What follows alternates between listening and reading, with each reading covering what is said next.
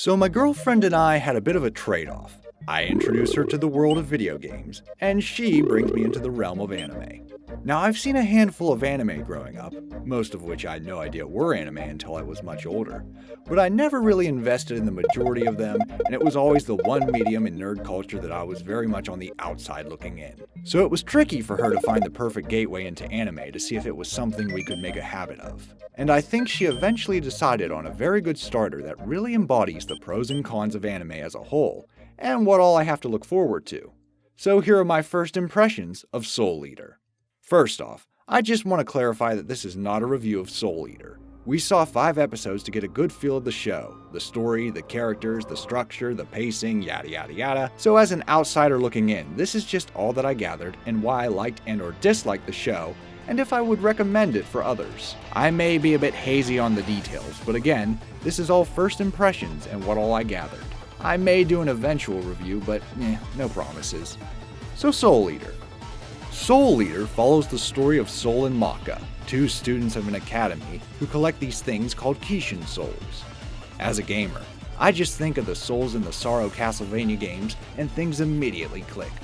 Actually, although the 2 of them appear to be students, Soul is actually Maka's weapon, a large scythe. Just think of Xenoblade 2 and things will make a bit more sense. And yes, I'm going to be referencing a lot of video games to make things click, because video games are the only thing my feeble little mind can comprehend. So we just gotta roll with it, or it's gonna be a long video. At the start, these 2 have collected 99 souls, and just need 1 more to become a Death Scythe. So now they just need the soul of a witch to reach their dream goal. This is their task, set to them by Death and Death Scythe. I just have to say, I love the interpretation of Death here. He's like if you took King Kai from Dragon Ball Z and mixed him with Ford Crawler from Psychonauts.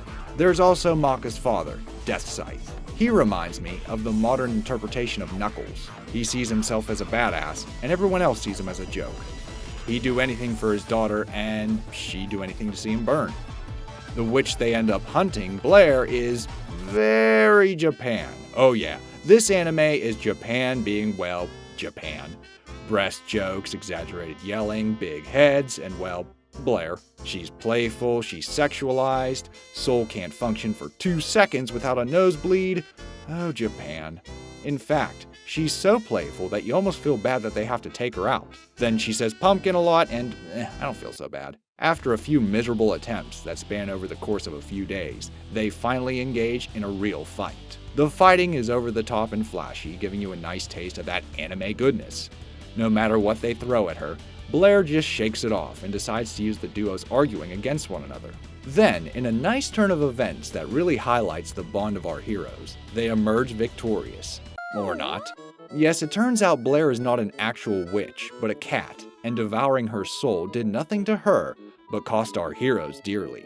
This slip-up, according to Death, renders all of their collected souls moot, and now they have to start from scratch. As a frequent player of the Metroid games, I feel their pain straight to the bone. Looks like they have to collect 99 souls all over again, and the real adventure begins, closing off the first episode.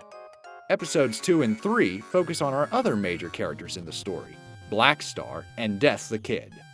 Black Star is a fellow classmate of the Academy who dreams of being an expert assassin, but he's a bit too arrogant and has a big mouth. Throughout episode 2, I was face-palming pretty hard at his slip-ups. But by the end of the episode, I gathered the route the show was taking him. His weapon, Tsubaki, is a shape-shifting ninja star who is calm, collected, and has a lot of patience. I mean a lot of patience. Black Star's goal of the episode is very similar to Maka's, get 99 souls and the soul of a witch. But they cross a guardian who isn't going to let that happen without a fight. Black Star arrogantly takes him on and eats shit more times than I can count, to the point where the show asks the same question to the characters that the audience has. Okay, so why is Tsubaki so loyal to Black Star? Luckily, the show answers it in a pretty clever way that makes the character end up quite likable and enjoyable to watch develop in the episodes to come.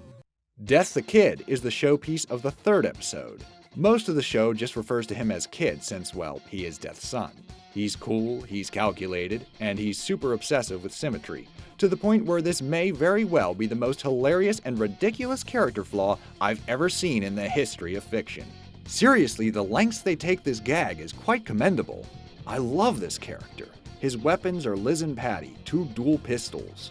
Patty is an eccentric child, always eager to run in guns blazing, while Liz is the more cautious and calculated of the group. There's moments I feel so bad for her with what she has to deal with on a daily basis. Kid wants to forge his own weapon, so he's willing to go the extra mile to do so.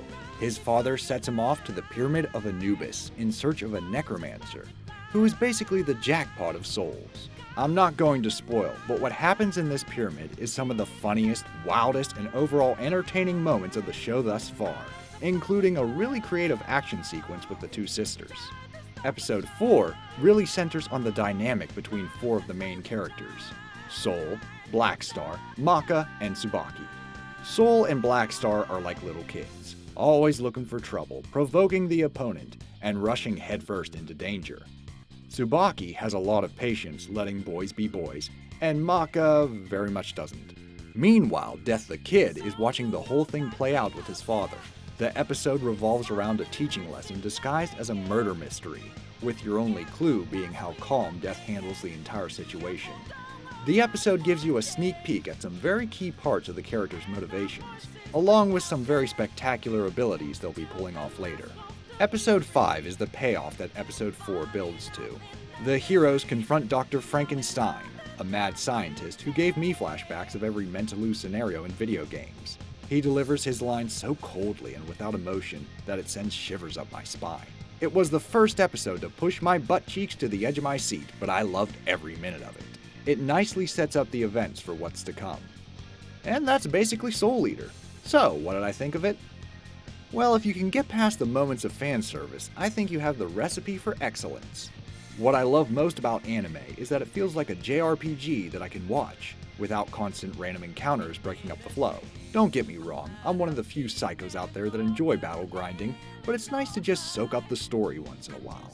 One of the perks of Japanese animation is that it masters this blend of absolutely ridiculous comedy and serious mature themes in the course of, say, 5 minutes.